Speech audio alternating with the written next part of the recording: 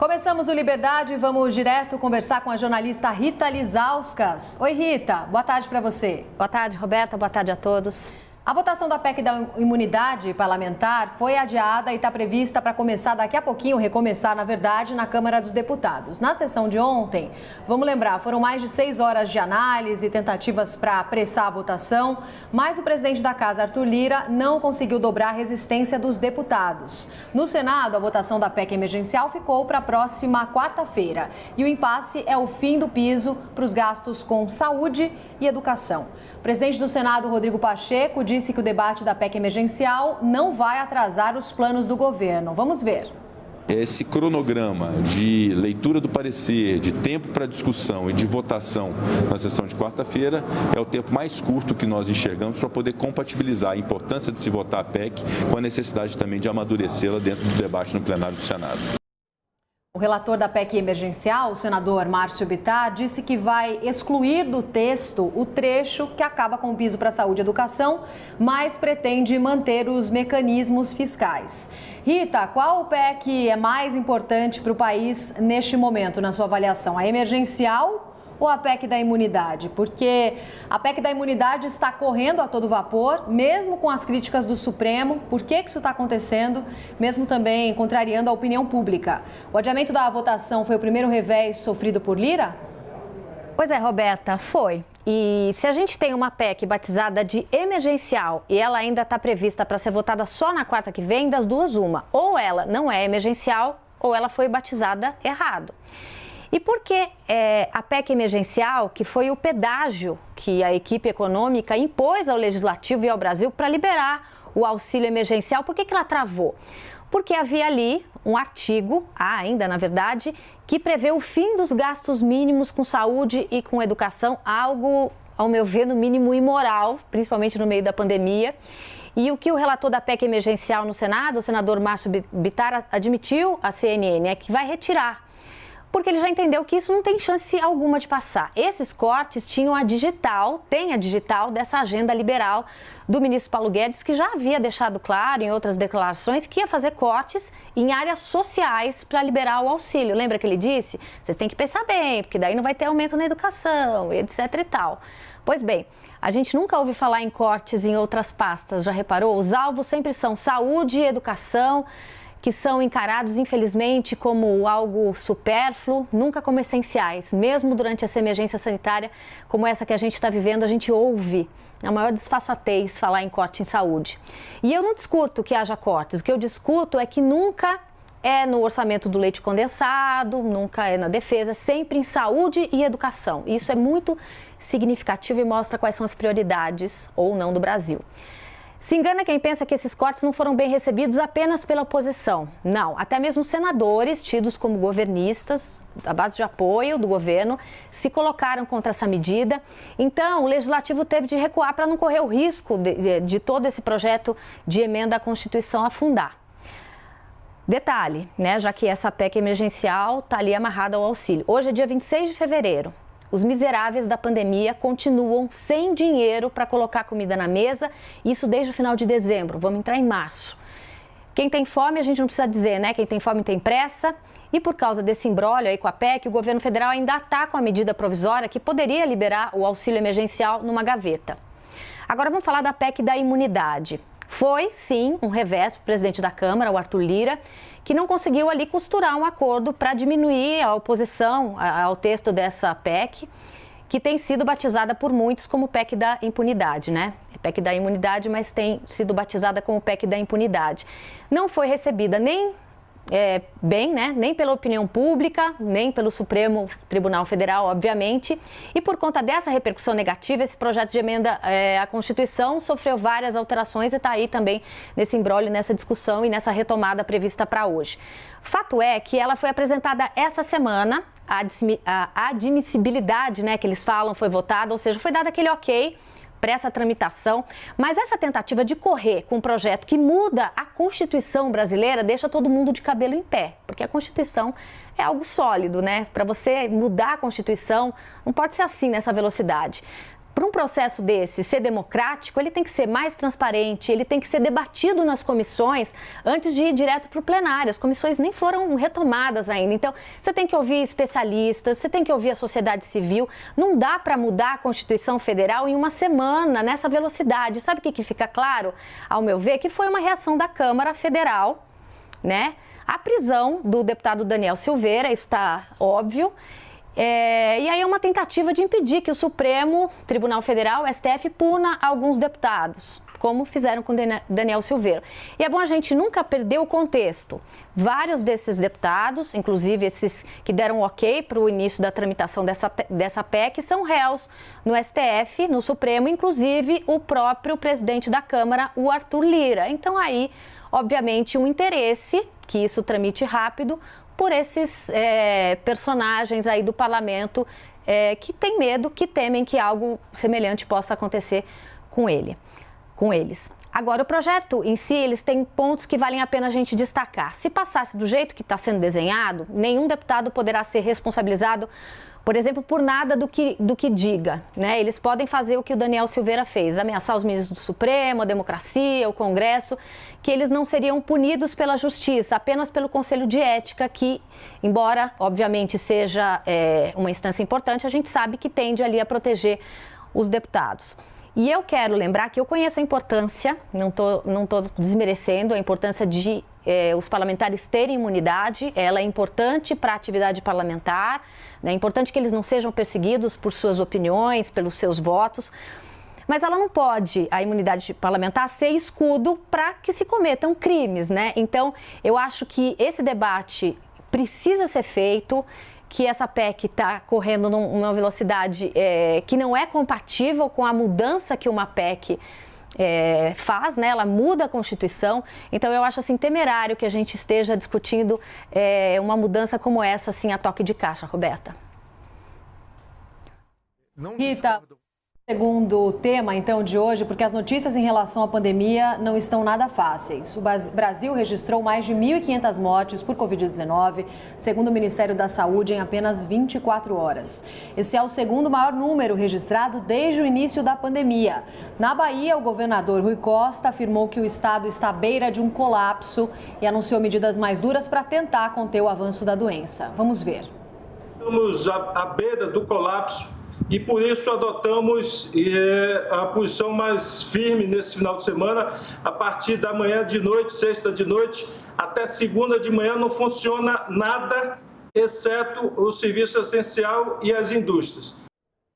Pelo menos 15 estados do país estão com ocupação de leitos de UTI públicos ou privados acima de 80%.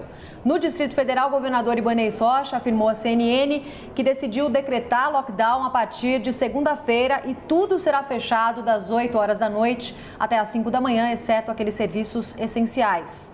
Rita, qual que é a sua avaliação sobre o cenário da pandemia aqui no Brasil, sobre este momento que a gente está agora? Essas medidas como toque de recolher, lockdown, são as únicas saídas até que a vacina consiga avançar, evoluir de uma forma mais rápida? Porque a gente sabe que está sendo tudo feito de uma forma muito lenta até agora.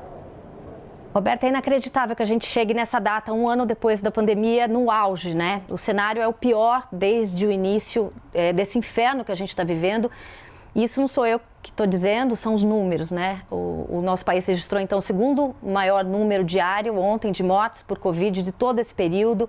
Foram 1.541 mortes, como você disse. A gente completa o primeiro ano da pandemia, né? É triste a gente falar o ano 1, porque a gente pensa que pode ter o ano 2 e a gente está entrando no ano 2 em um momento de um pico diário de mortes. Ou seja, as médias de mortes estão acima de 1.000 por dia há mais de um mês. Então, hoje, já que a gente teve 1.501 mortes, hoje a gente tem 1.541 famílias que perderam alguém, né, alguém querido para essa doença. Então, hoje, 26 de fevereiro, a gente tem 1.541 famílias velando o pai, a mãe, a avó, o avô, o tio, um filho. Consegue imaginar isso? Imaginar que tem 1.541 famílias de luto? Então, assim, é aterrador, é desesperador a gente chegar nesse fim do primeiro ano nessa situação.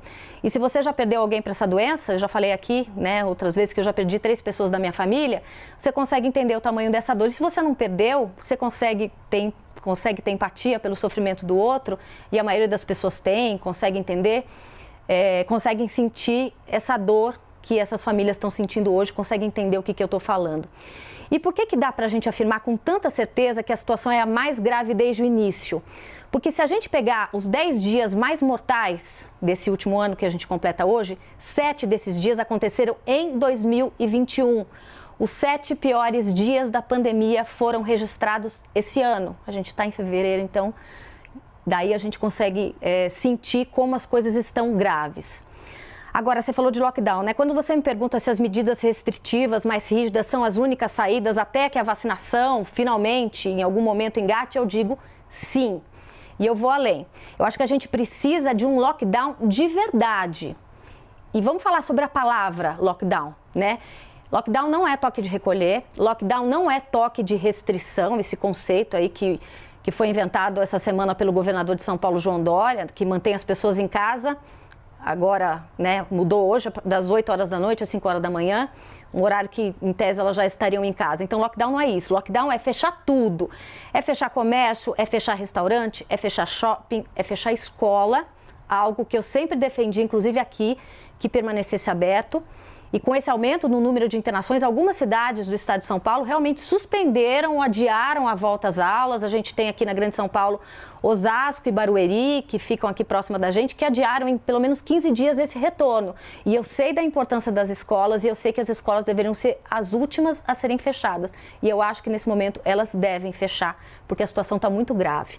Então, lockdown de verdade, não isso que a gente está vendo por aí, lockdown de verdade, lockdown bem feito, ele tem o poder de baixar a taxa de transmissão da doença. Mas para você decretar um lockdown de verdade, o governante precisa ter coragem, né? E a gente não tem visto isso. E via público esclarecer a população do porquê adotou essa medida, que é uma medida extrema, eu reconheço, limita o nosso direito de ir e vir, atinge fortemente a economia, sim, eu não estou negando isso. Então, um governante corajoso, que tem coragem de decretar um lockdown de verdade, ele vem a público e explica que o bem maior que a gente tem é a nossa vida. Sem a nossa vida não tem economia, sem a nossa vida não tem mais nada. Então, além disso, é necessário, caso o governante tenha coragem de fazer o certo, que se fiscalize também a medida, que se trabalhe junto com a polícia militar, que tem que ir às ruas para garantir que tudo estará fechado, que vai circular somente quem realmente precisa circular. E por que eu digo isso? Porque na cidade de Araraquara, por exemplo, onde o lockdown de verdade foi decretado, o índice de isolamento social atingiu apenas 51% durante esse período. Ou seja, mesmo com tudo fechado, metade da população da cidade de Araraquara está circulando. E os dados são do Sistema de Monitoramento Inteligente do Governo Estadual. Embora esses 51% ficaram em casa, isso é um índice relevante, obviamente, né, um dos maiores que Araraquara registrou até agora, é necessário, para conter mesmo essa transmissão, o ideal seria um índice ainda maior de isolamento, pelo menos 70%, segundo a própria Secretaria de Saúde da cidade de Araraquara, que está enfrentando há semanas esse caos na saúde. A Inglaterra, o Reino Unido, vamos dar o exemplo, fez lockdowns certinhos, com data de início e data de fim, mas não eram 3 dias, 15 dias. Mais de mês, né? E o Reino Unido teve resultados expressivos, existem dados sobre isso, estudos. Um estudo do Imperial College de Londres mostrou que o número de infecções por coronavírus despencou de janeiro para fevereiro. Eles estão vacinando mais também, né? Tem associação entre o lockdown e a vacinação. Ou seja, em um período ali de um mês com tudo fechado, a taxa de transmissão de coronavírus caiu de 0,98 em janeiro para 0,72 em fevereiro. O que são esses números? O que isso significa na prática? Então, no começo do lockdown lá no Reino Unido, na Inglaterra, 100 pessoas infectadas podiam transmitir o vírus a outras 98. Em fevereiro, 100 pessoas infectadas estavam transmitindo para 72. Ou seja, houve ali uma diminuição no contágio. Se você puder fazer essa pesquisa, você vê ali a curva certinha. Então, se você não restringir a circulação das pessoas de verdade, não tem como os números caírem, não tem como os casos caírem, é uma questão de lógica, né? As pessoas, se elas continuarem circulando, os casos vão continuar subindo, mais pessoas vão adoecer, os hospitais vão ficar lotados e as pessoas vão morrer. E o que mais me preocupa com essa lotação dos hospitais, e eu chamo todos vocês a pensarem comigo a uma reflexão. Com esse aumento na ocupação das UTIs, a Carla Vilhena estava falando sobre isso há pouco, Todos nós estamos em perigo, e não somente por conta do coronavírus. Você pode ficar em casa, você pode se proteger, colocar máscara. Sabe o que vai acontecer? Vai acabar faltando vaga de UTI para outras pessoas que também necessitariam de UTI, de cuidados de terapia intensiva, por outras doenças. A gente corre o risco, e isso é aterrador, de quem sofreu um acidente de trânsito, porque os acidentes de trânsito não param de acontecer, não ter vaga de UTI. Quem sofreu um infarto, não ter vaga de UTI. Quem tiver um AVC, não encontrar vaga de UTI. A gente sabe que existem UTIs separadas, UTI Covid, UTI não Covid, mas em alguns hospitais, essa lotação de UTI já está subindo além da UTI Covid, porque se você tem uma vaga não Covid, você tem um paciente para levar para lá, você não vai deixar esse paciente sem assistência. Então, independentemente das restrições que foram impostas no seu estado, na sua cidade, se você analisar esse cenário, você vai evitar sair de casa se não for necessário. Você vai evitar aglomeração, você vai usar máscara, você vai ficar em casa, porque isso que está acontecendo é real e é muito, muito sério, Roberta. Obrigada, Rita. Bom fim de semana para você. Até segunda-feira. Até segunda.